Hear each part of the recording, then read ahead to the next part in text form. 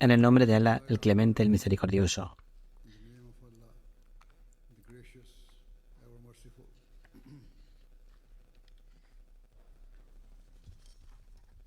Distinguidos invitados, Distinguished guests, que la paz y las bendiciones de Dios sean con vosotros. peace and blessing of Allah be upon you all. Hoy, una vez más, nos hemos reunido en este evento organizado For this event, por la comunidad musulmana Ahmadiyya the Ahmadiyya Muslim, para discutir y reflexionar sobre and reflect upon cómo podemos superar la división en la sociedad y establecer una paz genuina en el mundo.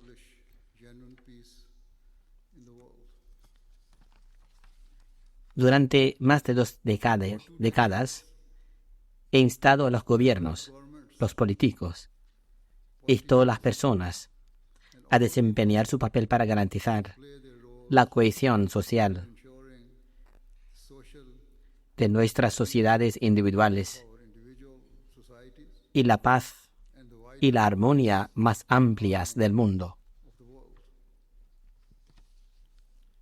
He expresado mis opiniones sobre cómo podemos poner fin a todas las formas de guerra, ya sean conflictos librados falsamente en nombre de la religión, o aquellos que son abiertamente geopolíticos.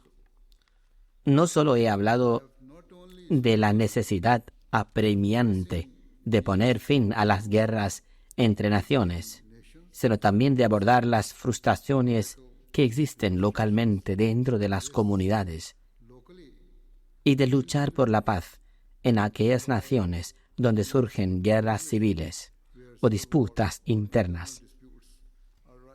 Ciertamente, Certainly, la historia nos enseña que los conflictos internos pueden derivar en guerras regionales, a menudo alimentadas por la interferencia y la influencia de potencias externas, y fomentar la inestabilidad y la división en otros países para servir a sus intereses.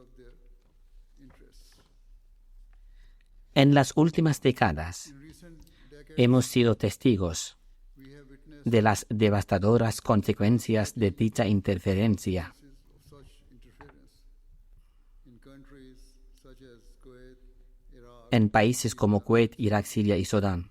Sobre todo he advertido repetidamente que las políticas unjust policies injustas de las principales potencias y los sistemas políticos, legales y económicos injustos que han prevalecido en gran parte del mundo están desencadenando una marea cada vez mayor de desigualdad, que a su vez está alimentando la inestabilidad y la inseguridad globales.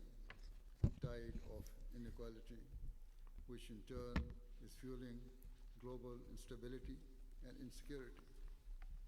A lo largo de los años, Over the years, políticos, intelectuales o miembros del público siempre han estado de acuerdo con mi afirmación de que debemos luchar por la paz. we must strive for peace. Sin embargo, muchos de ellos también expresaron su opinión, ya sea directa o indirectamente, de que estaba equivocado, al creer que los conflictos existentes podrían posiblemente escalar hasta convertirse en una guerra global e incluso desencadenar el uso de armas nucleares. Muchos consideraron que era innecesariamente pesimista. Durante mucho tiempo, incluso aquellos Even those íntimamente involucrados en los asuntos mundiales, como políticos, periodistas de político exterior o analistas, no estuvieron de acuerdo conmigo, ya sea por su idealismo y su deseo de mirar al mundo a través de lentes color de rosa, o quizás debido a una incapacidad para aprender lecciones de la historia. Aparentemente ignoraron las grietas cada vez mayores que se han ido abriendo en las últimas décadas en las relaciones internacionales. Quizás simplemente no querían aceptar la realidad de lo que tenían ante sus ojos. Como dicen, la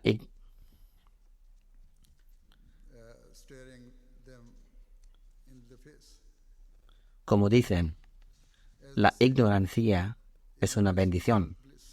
Sin embargo, hoy, mientras las guerras hacen estragos aquí en Europa, Medio Oriente y otros lugares, muchas de las mismas personas están dando la alarma sobre la amenaza de una guerra global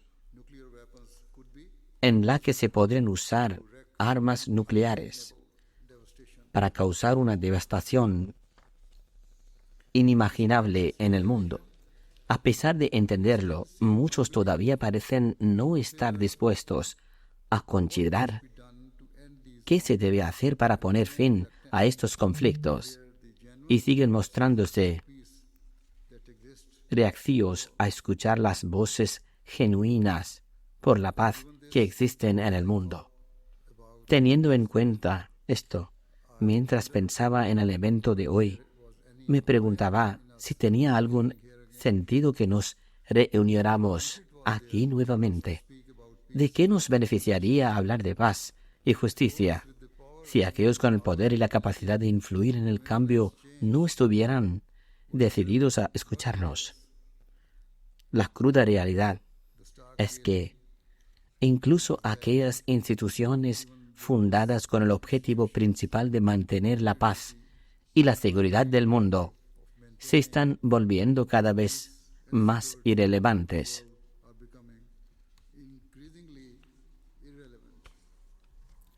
Por ejemplo, las Naciones Unidas se han convertido en un organismo débil y casi impotente, donde unas pocas naciones dominantes ejercen todo el poder e invalidan fácilmente las opiniones de la mayoría. En lugar de decidir cada cuestión basándose en los hechos y méritos,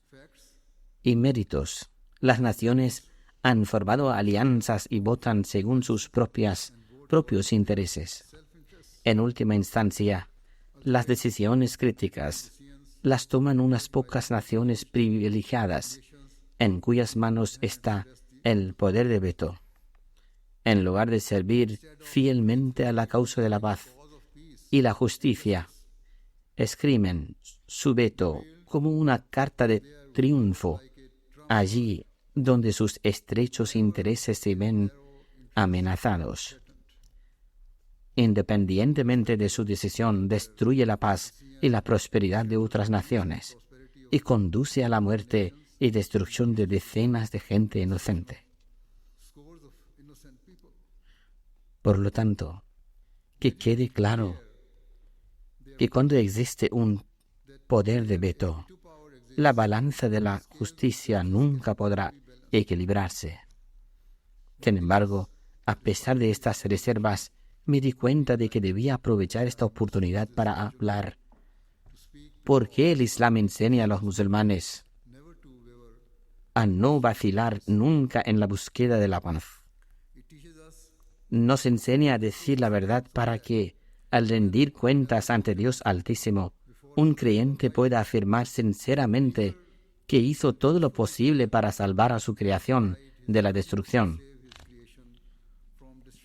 Además, el santo profeta del Islam ha declarado que la principal forma de yihad, un término que constantemente se malinterpreta y se tergiversa, es hablar con sinceridad y valentía ante los propios líderes, especialmente aquellos que son duros de corazón, injustos y crueles. Ciertamente, si naciones más débiles o individuos como yo, que no tienen afiliación política, intentan hablar, rara vez lo agradecen, y quienes lo hacen pueden afrontar dificultades o arriesgarse a sanciones. A pesar de esto, La comunidad musulmana Ahmadiyya, basándose en las enseñanzas del Islam, continúa y siempre continuará esforzándose seriamente por la causa de la paz y defendiendo los derechos de aquellos que son impotentes y víctimas de la injusticia. Si Dios quiere,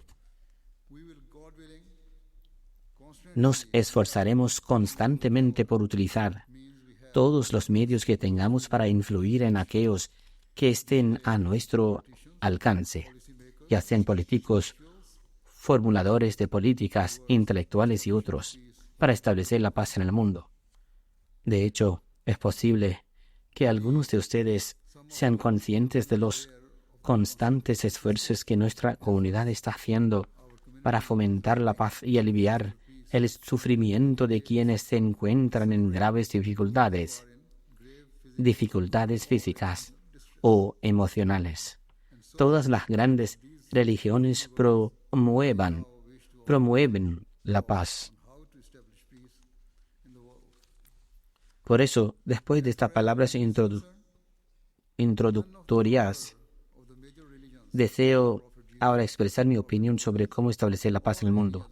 En lo que respecta a la religión, ninguno de los fundadores de las principales religiones, ya sea el profeta Jesús, el profeta Moisés al-Islam, o cualquier otro profeta de Dios, ni el fundador del Islam, el santo profeta, la paz y bendiciones de Dios sean con él, enseñaron nunca a sus seguidores a ignorar la paz de la sociedad y a recurrir a la injusticia o la agresión. Si bien es cierto que en ciertas circunstancias extremas permitieron el uso de fuerza ilimitada, se hizo únicamente con la intención de poner fin a la guerra y la opresión. En cuanto al Islam significa literalmente paz, y cada aspecto de sus enseñanzas refleja este nombre.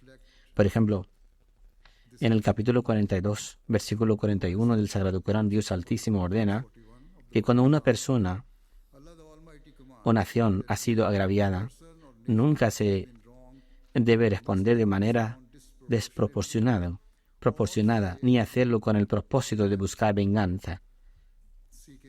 Además, Allah dice, es mejor perdonar si eso puede conducir a la reforma. El capítulo 49, versículo 10 del Sagrado Corán dice que si dos naciones están en guerras, las partes neutrales deben mediar entre ellas y esforzarse por establecer una paz basada en los principios de justicia y equidad.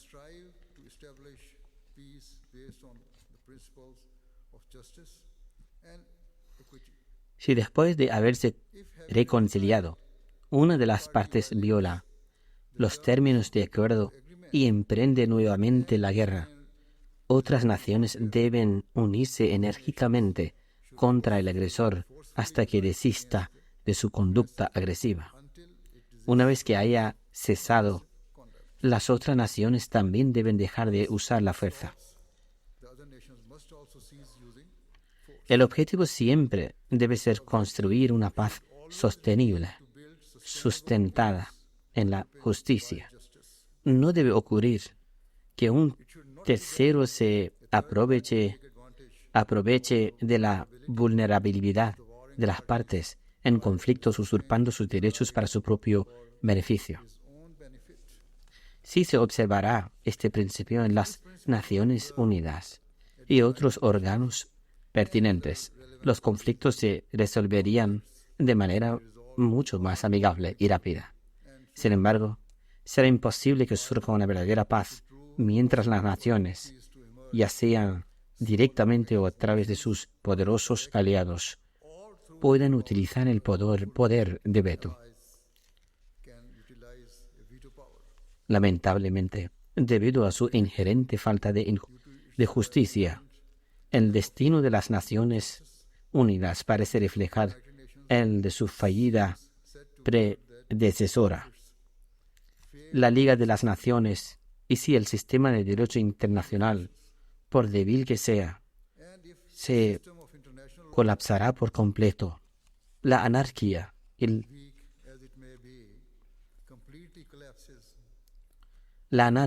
y la destrucción resultantes serán mucho mayores de lo que podemos imaginarnos. Si bien hay innumerables conflictos en el mundo.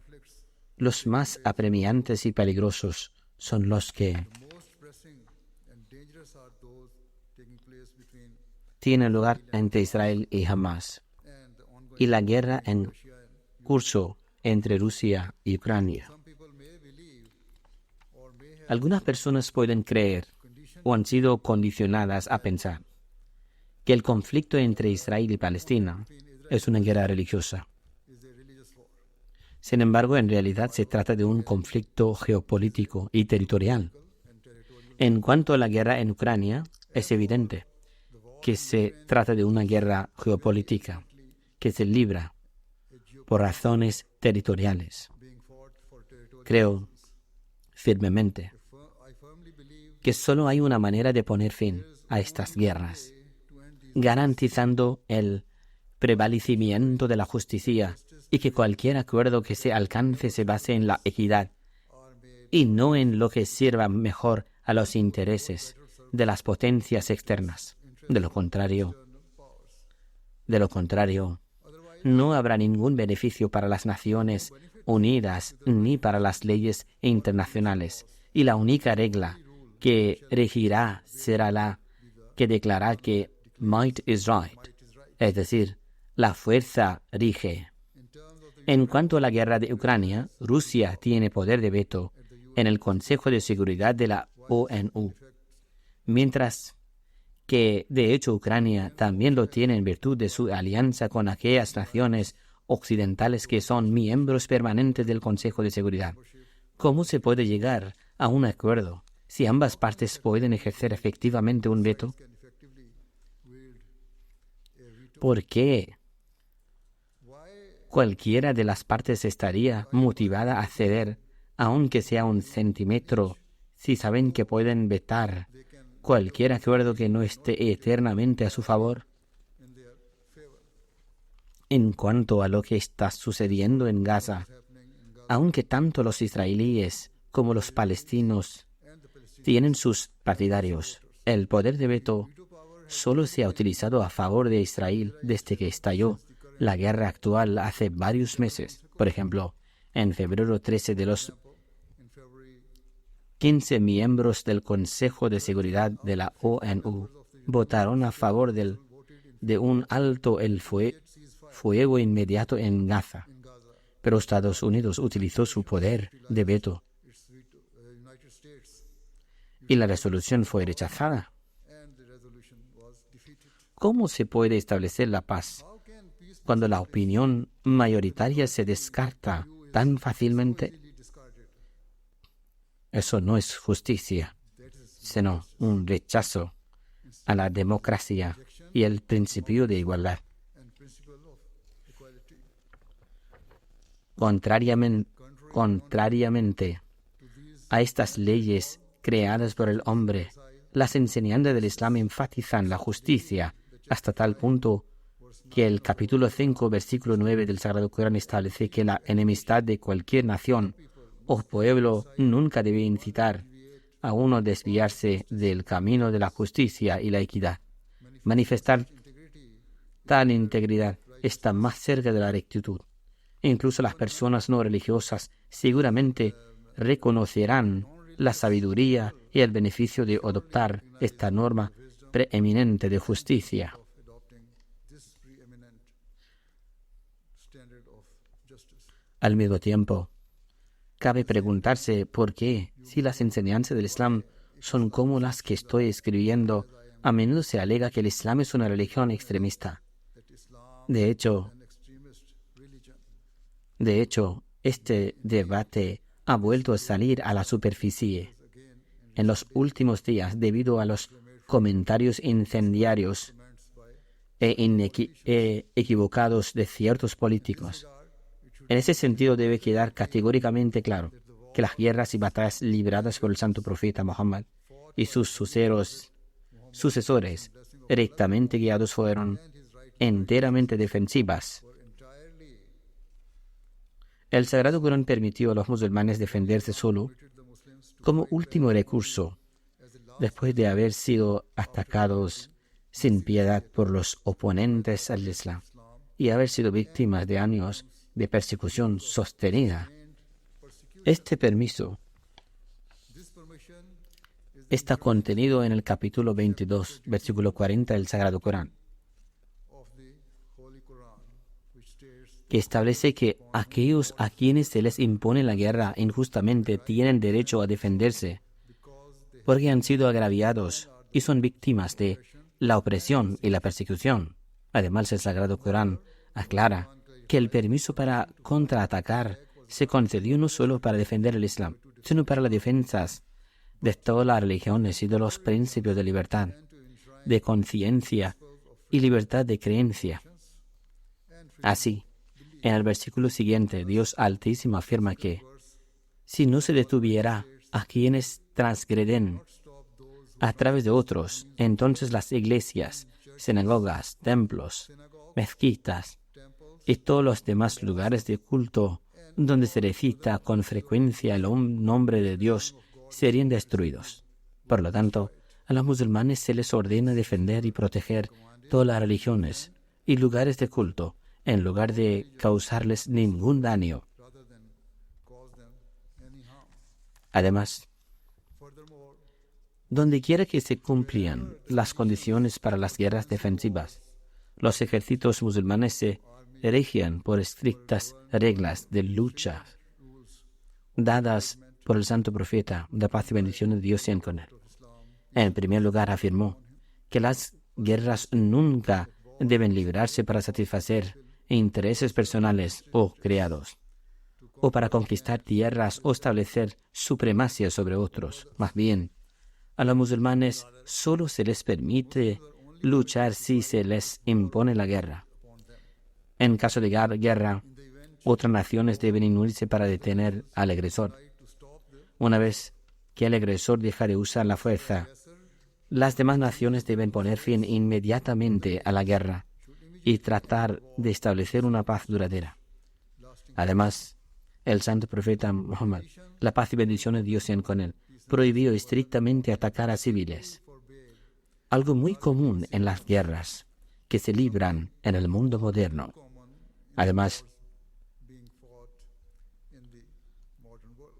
Además prescribió que los musulmanes garantizarán que el alcance de la guerra fuera lo más limitado posible. Debía evitarse cualquier tipo de escalada o expansión de la guerra, tanto en cuestión de territorio como de medios. El Islam también enseña que a menos que el oponente utilice un lugar de culto como base militar, no está permitido violar la santidad de un lugar de culto, luchando en su interior o incluso en sus proximidades. Está estrictamente prohibido derribar o profanar los lugares de culto de los oponentes. Además, el santo profeta, la paz y bendiciones de Dios,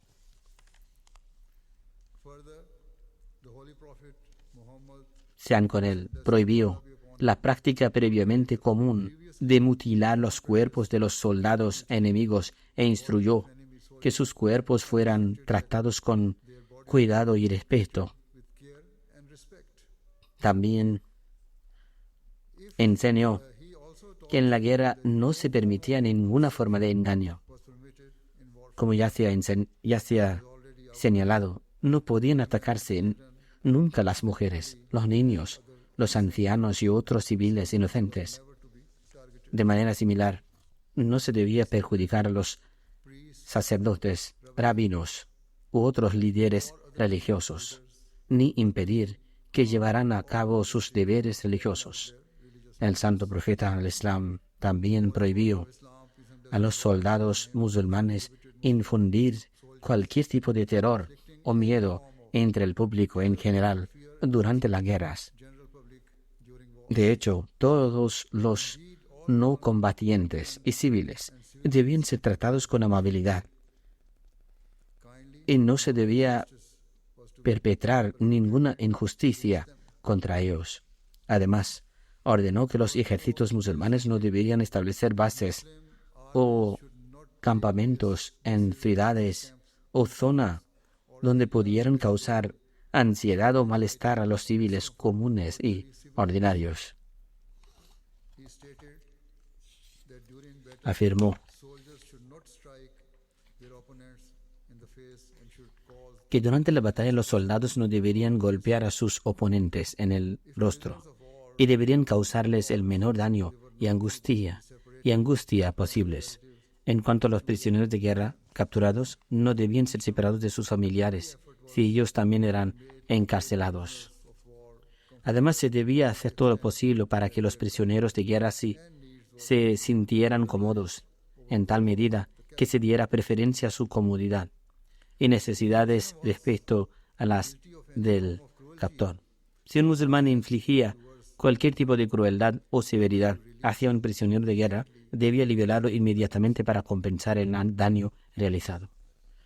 Otra instrucción del santo profeta, la paz y bendiciones de Dios sean con él, era que se debe tratar con respeto los representantes o emisarios de otras naciones y cualquier error o descortesía de su parte debe ser ignorado en aras de la paz y la armonía. and any mistakes or discourtesies on their part ought to be ignored in the interest of peace and harmony. And so the Estas son las reglas islámicas básicas de la guerra. and the holy prophet El santo profeta, la paz y bendiciones de Dios sean con él, dijo que si un musulmán violaba estos principios, demostraba que no estaba luchando por la justicia, not fighting for sino que luchaba para infligir crueldad por interés propio. cruelty and out of self-interest. Sin duda, cada nación y gobierno musulmán debe respetar estas enseñanzas islámicas, dejando de lado la religión. También creo que si las naciones no musulmanes adoptarán estos principios, incluso en caso de guerra, se evitaría la formación de enemistades tan profundamente arraigadas que perduran generación tras generación. Embedded generation after generation. Por lo tanto, todas las naciones involucradas en una guerra, Warfare, be they Western nations, those who harbor enmity for the ya sean las naciones occidentales, aquellas que albergan enemistad hacia el mundo islámico o los países musulmanes, deben reconocer que la paz solo puede establecerse si actúan de acuerdo con estos principios de guerra y resolución de conflictos. De lo contrario, estaremos al borde de una catastrófica guerra mundial global, que sin duda conducirá a niveles inmensos de destrucción y muerte inconcebibles. and carnage that lie far beyond our imagination. Como mencioné anteriormente, muchas personas están llegando ahora a la misma conclusión. Por ejemplo, el profesor Jeffrey Sachs, economista muy respetado de la Universidad de Columbia, escribe: el mundo está al borde de una catástrofe nuclear, en gran parte debido a que los líderes políticos occidentales no han sido francos sobre las causas de la escalada de la crisis mundial y continua. He continues, La implacable narrativa occidental de que Occidente es noble, mientras que Rusia y China son malvados, es ingenua y extraordinariamente peligrosa. Es un intento de manipular a la opinión pública para que no se ocupe de una diplomacia muy real y apremiante. El profesor Sachs continúa: sobre todo en este momento de peligro extremo, los líderes europeos deberían buscar la verdadera fuente de seguridad para Europa, no el dinero de cobertura estadounidense, sino acuerdos de seguridad europeos que respeten los intereses legítimos de seguridad de todas las naciones europeas, sin duda, incluyendo a Ucrania, pero también a Rusia. resist NATO enlargements into the Black Sea. At this stage, diplomacy, not military escalation, Que siguen is the true resistiéndose a las ampliaciones de la OTAN hacia el Mar Negro.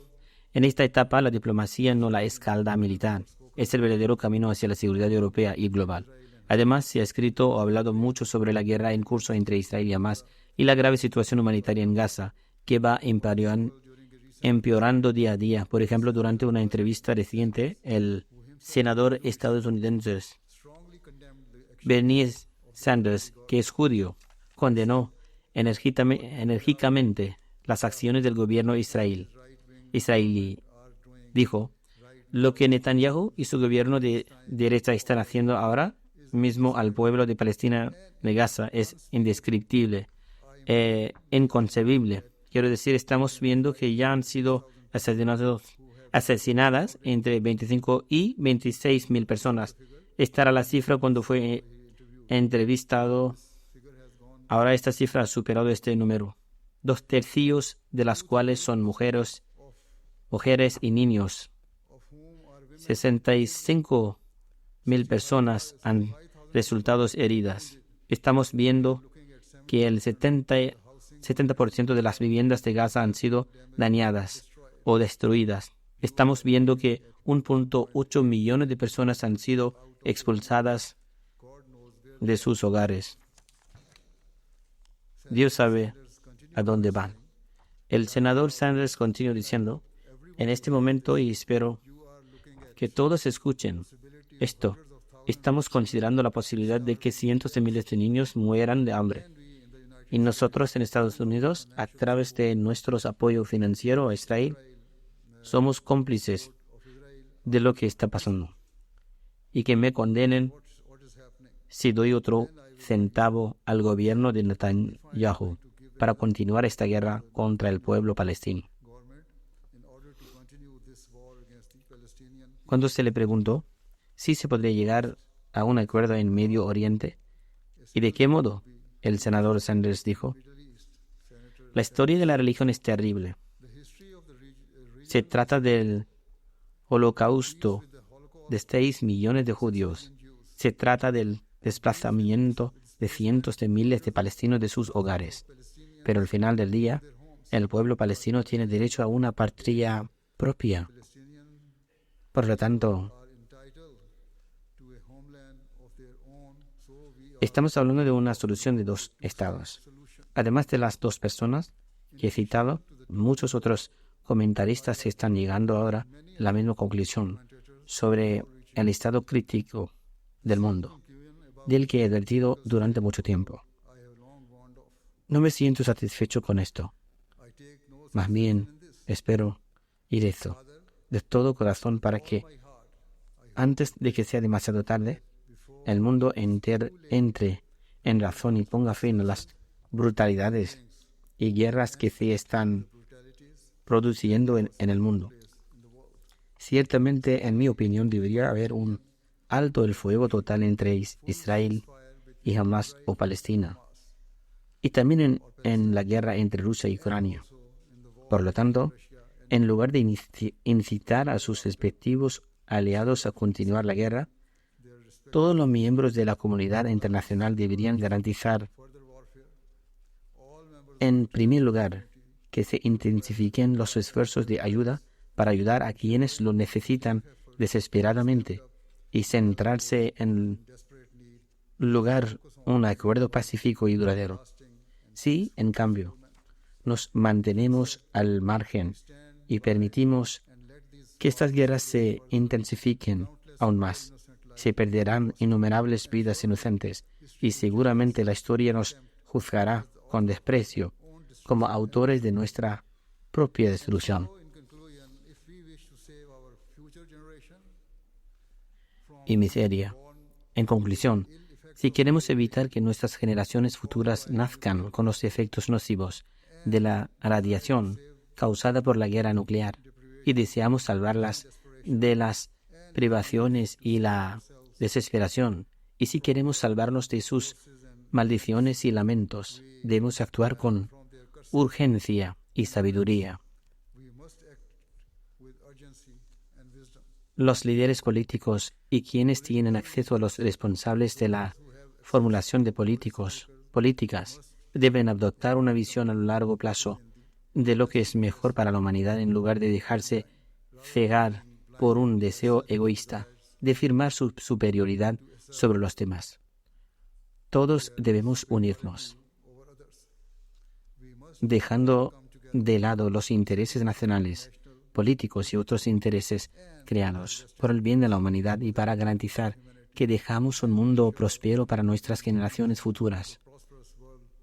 Es necesario, en estos tiempos, que enfoquemos todas nuestras enérgicas esfuerzos en establecer una paz verdadera para que podamos vivir en un mundo de esperanza y prosperidad, en lugar de un mundo definido por la desigualdad, el odio y el derramamiento de sangre. Con estas palabras agradezco sinceramente a todos nuestros invitados por habernos acompañado esta noche y escuchar lo que tenía que decir. Pido disculpas por mi largo discurso, pero sentía que era necesario hacerlo, dado el precario estado del mundo. Gracias y una vez más les expreso mi más sincero agradecimiento a todos. Muchas gracias.